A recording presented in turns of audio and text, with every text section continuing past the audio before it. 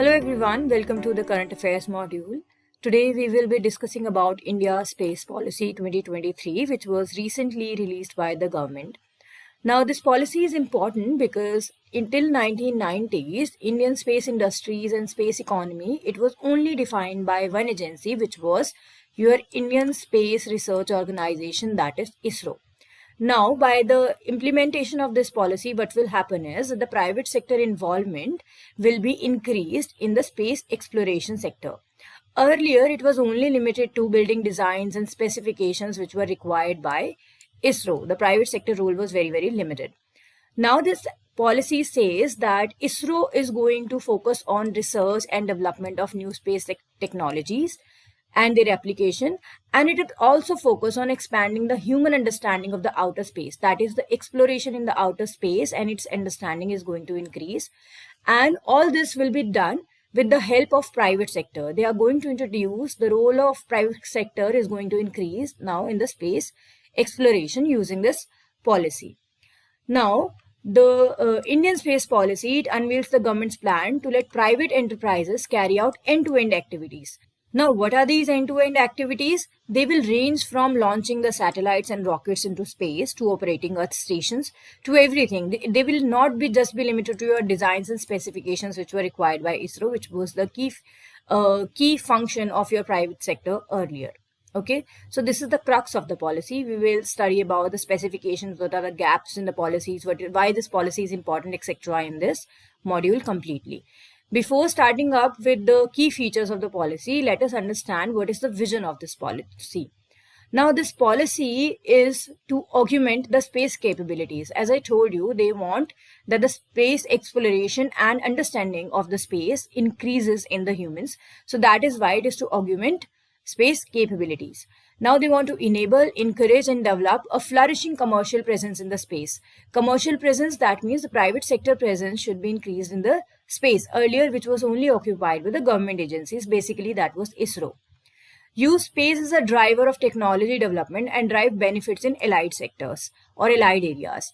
That is, whatever we discover in the space or new technologies developed for the space exploration, they should be benefiting the allied sectors wherever they can be used. Okay. Now, pursue international relations and create an ecosystem for effective implementation of space application among all stakeholders. It doesn't mean that only the India's private sector holders are going to be part of this policy. Now they say that when we are developing a technology, we have to pursue international relations. That is, we are creating an ecosystem in the world so that the technology sharing is there, all the stakeholders are there. They help in effective implementation of all the space applications which are being created. Now, the purpose of the policy. What is the purpose of this policy? Why all these things we are planning to do? Because we want to increase the socio-economic development and security of the nation. We want to achieve this target of socio-economic development and security. We want to protect our environment and lives. Then the peaceful exploration of outer space is very important, and this policy is going to serve the target also. And public awareness and scientific quest are another two purposes which are going to be served by this policy. Now let's understand what are the key highlights of this policy, or basically what was done or what new agencies or new bodies have been formed by this policy. Now this policy will create 4 distinct but related identities. That means this policy creates 4 agencies. They are different by nature or in their function, but they are related to one similar thing, that is the space. Now, this will facilitate, all the 4 agencies are going to facilitate greater private sector participation in the space exploration, which was earlier traditionally the domain of ISRO only. ISRO used to focus on this, and now the private sector is going to participate in this using these 4 agencies. Now let's talk about all these 4 agencies one by one. The very first one will be your Indian National Space Promotion and Authorization Center. Now, what is the center? It is a single clearance window authorization agency. And what is the purpose of this? It will deal with space launches. It will establish launch pads. It will be involved in buying and selling of your satellites. And it is also involved in disseminating high resolution data among the other things. Okay, so it is going to deal with data dissemination also. Now, it will also share technologies, product, process, and best practices with NGEs. What are NGEs? Your non-government entities, which includes your private sector.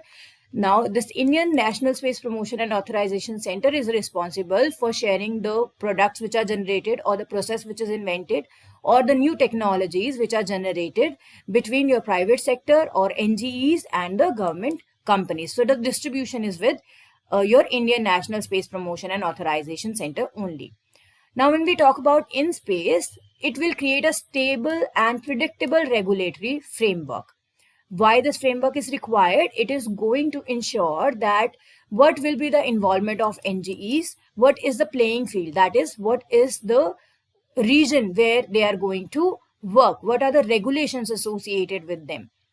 Now it will act as a promoter by setting up industry clusters as a regulator, issue guidelines on liability issues. Because when some new entity is involved in certain sector, obviously the duties, responsibilities, liabilities, etc. are defined. So these will be defined by your in space for the private sectors.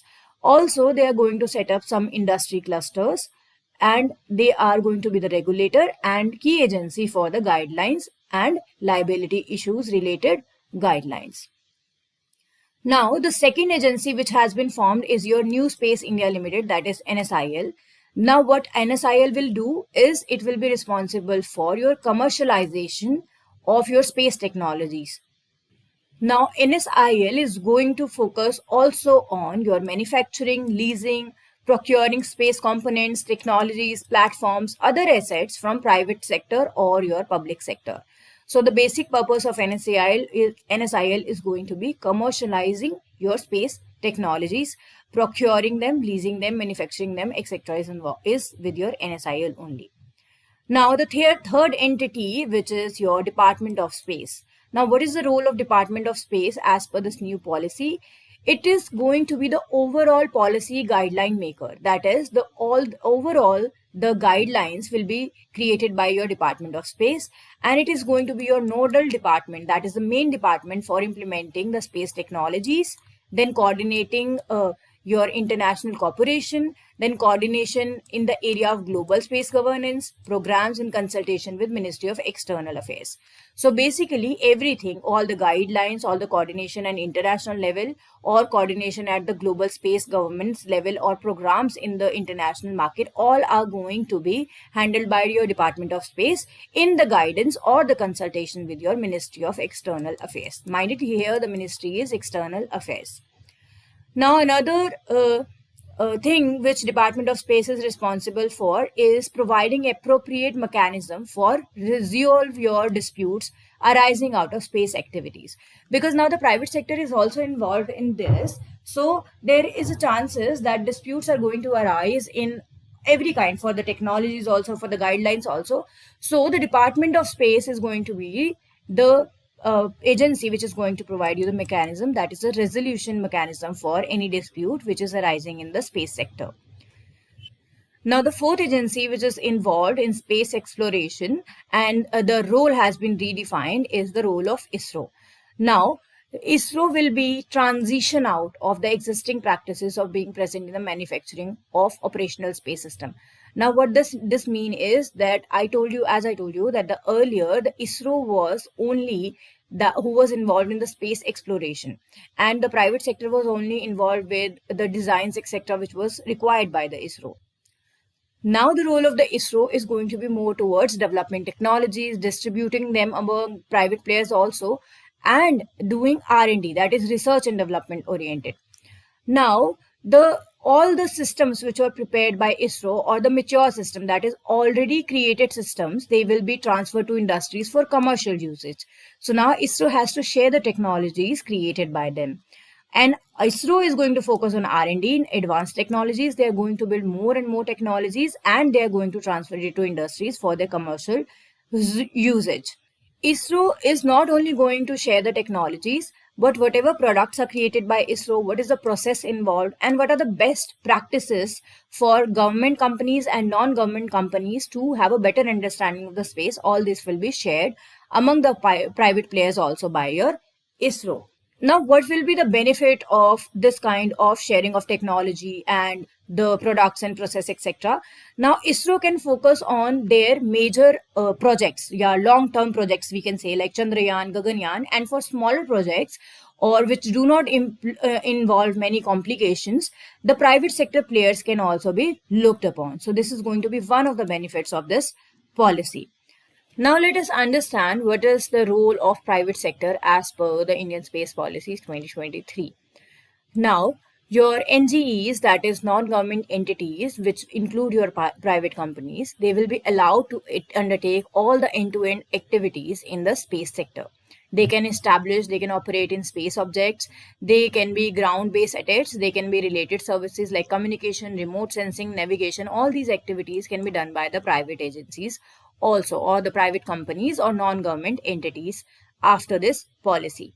Now, regarding the satellites, now the private companies or the non-government entities, they can have a cell phone satellites. They can be leased. Leased satellites can also be there. Communication services can be over India or outside. They can have their own communication services. Remote sensing data, whatever data is collected, they can disseminate this over in India as well as in abroad. Now, the non-government entities can design, operate their own launch vehicles for space transportation. They can have their own infrastructure, also whatever is required for their space transportation. They can also make filings with your ITU, that is International Telecommunication Union, and they can engage in commercial recovery of asteroid resources also from now onwards. Earlier, all these things were not allowed to the private sector. This was only confined to ISRO. So in short, we can say that space activities is now open to your private sector, and security agencies can task your non-government entities for procuring your tailor-made solution to address specific requirement. That is, they can be assigned by your security agencies that we need certain and certain data. So you do the space exploration and provide us with the data, and government do not have to perform that function in space. That is, the delegation of the work can be done to your NGEs. Now let's come to the importance of private sector participation in your specifically space sector. For that, we need to understand that how is this going to increase the global space economy. As of now, the India's share in global space economy was less than 2%. But we are expecting that after the implementation of this policy, it will increase to 10% in the future. That is, India is going to have a good amount of share in your global space economy after the implementation of this policy. Now, another importance will be your space exploration related, because when we allow private companies to perform your space missions, they have benefited many nations earlier also. For example, the US, they have private sector investment in the space, and for example, your SpaceX reusable Falcon 9 rockets, they have become very popular and they had the involvement of your private sectors. So India is also expecting that they can utilize the private sectors like US has already did. Now, the third benefit is your international competitiveness. When private sector is involved in any of the sectors, because private sectors are generally more competitive, so it brings more competition in the industry. And similarly, in the space exploration also, private sectors companies can help remain competitive in the industry. That is, India is going to be more competent or more competitive in the worldwide industry of space when we involve our private sectors. One more benefit is your flexibility. Now, private companies, they are more agile, adaptable to the any of the policies other than the government agencies. They respond faster, they have more quick changes, and they are very respondent towards the market demands and technological advancements also. We have always noticed in the government sector, the response is very slow, or the implementation is slow, or the change is slow. But that is not the case in the private sector, and private companies is going to help in that. They are more adaptive. Now, in spite of having so many advantages that is a private sector involvement is going to bring to us, there are certain gaps in the policies also. One of the gap is the role of InSpace, that is your Indian National Space Promotion and Authorization Center. The very ambitious role provides no time frame for necessary steps ahead. That means they have made in space, they have said that the roles are so and so, but there is no time frame which is defined that in how much time frame the particular function of the in space will be done. So no time frame is going to be one of the gaps in the policy. Now, another problem with the policy is that they have not given a timeline when ISRO is going to transition out of its current practices, whatever practices ISRO was involved in earlier, and what will be the time frame or by which year the private entities will be allowed to carry out their operations. When in space is going to create the regulatory framework, all these things have not yet been decided.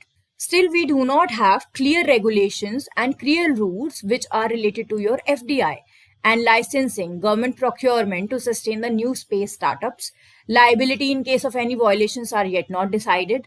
Now, what will be the dispute settlement procedure which is not decided yet? So these are another gaps in the policy. Now, we have said that InSpace is a regulatory body, but they don't have a legislative authority. So this is another problem. Then InSpace is expected to authorize space activities for all, but government and non-government entities, both the government and non-government. So currently its position is ambiguous as it's function under the purview of the Department of Space. Now it is functioning under the Department of Space, and we are saying that it is going to authorize space activities for both government and non-government. So it is a little dicey matter, or we can say it is not very clear what will be the procedure followed. Now, as we understood that what are the gaps in these policies, what should be done to fill these gaps or how to deal with these gaps to make this policy more effective and implemented easily among all sectors. Now, this policy, Space Policy 2023, is forward-looking policy like we have seen. It has good intentions, a good vision, but that is not enough because we need to decide the time frame which should be provided for, and it is also necessary legal framework to translate this vision into reality. To successfully launch India into second space age where the private sectors are also involved, the time frame and the timeline should be set for every agency which is now involved.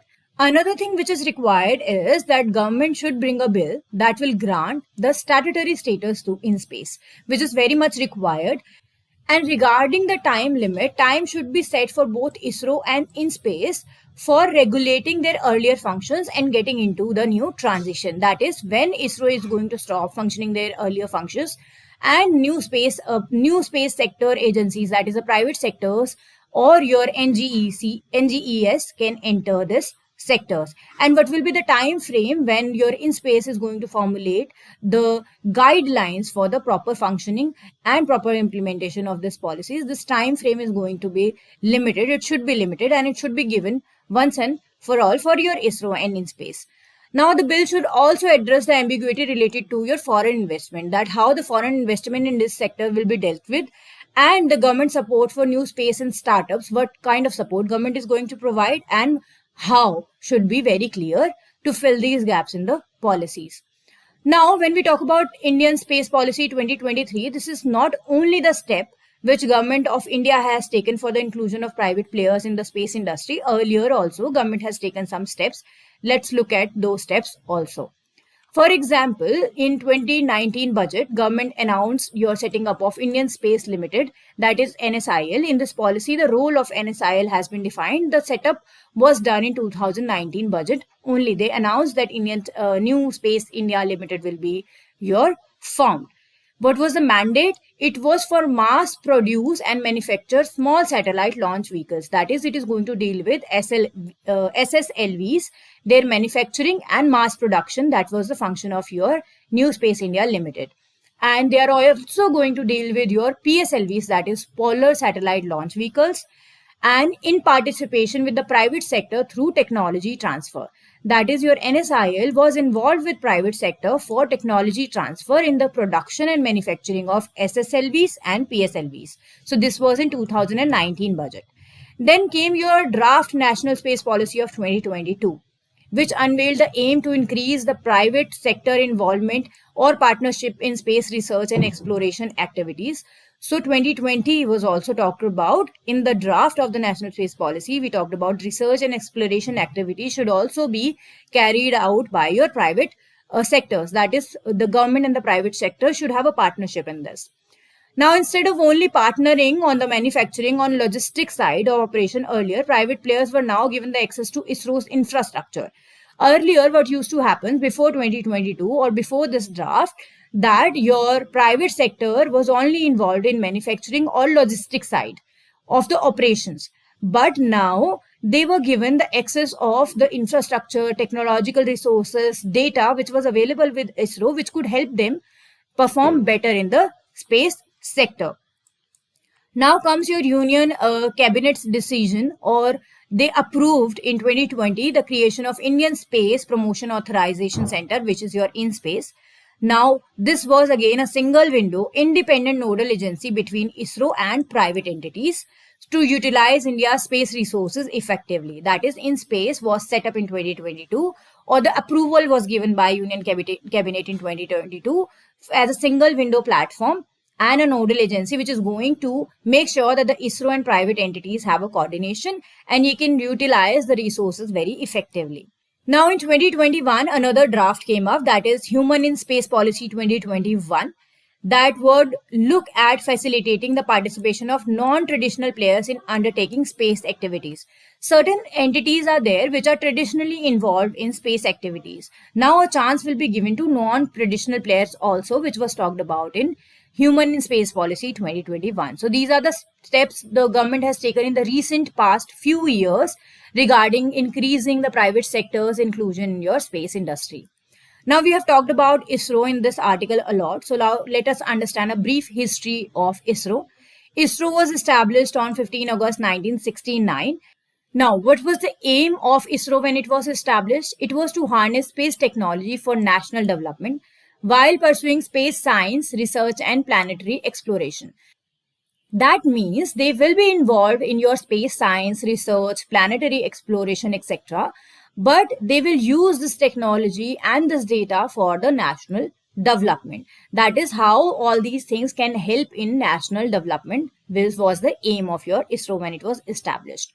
Now, the Chief Executive Officer of ISRO is also the Chairman of Indian Government Space Commission and the Secretary of Department of Space. So you need to understand, whoever is the Chief Executive of ISRO, the person has two more responsibilities. He or she is going to be the Chairman of Indian Government Space Commission, and he or she is going to be the Secretary of Space Department, that is Department of Space also. Now, the India's first Prime Minister Jawaharlal Nehru established Indian National Committee for Space Research, which is also known as your INCOSPAR, in 1962.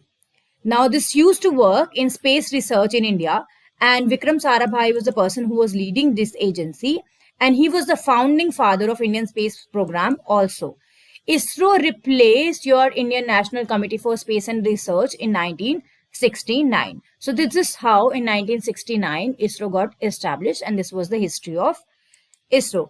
I hope you have understood the Indian Space Policy 2023 in detail, how the private sector is going to be involved, what will be the different agencies, their roles, etc. and what are the gaps in the policies, what the government needs to do to make sure that the policy is implemented well.